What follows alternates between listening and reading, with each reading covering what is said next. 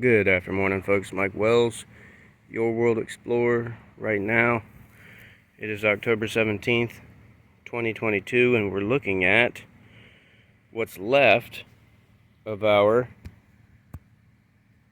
squash plants. Okay, now these were zucchini and yellow squash, basically the summer squash. The soil here was lasagna layered, and it also had beneficial bacteria and beneficial fungi inoculated. Over here we did the same thing, but it wasn't lasagna layered. It was all organic material that we stuck into this raised bed. Now, because of Hurricane Ian, I haven't really had any time to upkeep these guys, so they've been destroyed by loopworms.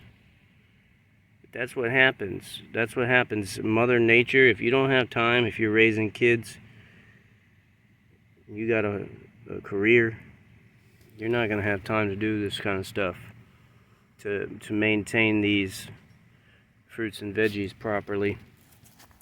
And so you're going to have to either make time if you want this to be successful, or you just buy your fruits and veggies from the grocery store. But this is a prime example as to why I don't do this. Number one, it's extremely hard to even get just a little bit of productivity out of these here in my location in Florida. And number two, it takes a lot of time and a lot of resources to make it successful. So going forward, we're going to run into next year, we're going to run a different experiment with the summer squash. I want to contain them completely.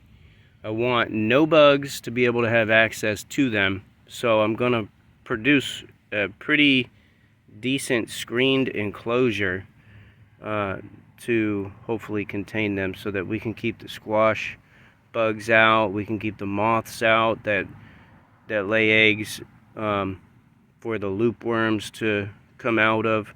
We can keep, you name it, the root knot nematodes. They're already not a problem because of the beneficial bacteria and the beneficial fungi in this raised bed. And if I have to, I'll use Juglone, which comes from black walnut hull powder, and I'll put that in here if I ever have to. Also, the vine borer, that's been a problem. So if we can keep all these bugs out from the squash plants and give them regular water and make sure that the soil conditions are correct, then we'll have some good squash plants. But you know, that's going to take a lot of time and energy. For now, I don't have it, but in the coming years, I'm going to have more time to be able to do this. Thanks for watching. Don't forget to like and subscribe, as that helps the channel grow. And stay tuned, as I will be running this experiment next year. Have a good day.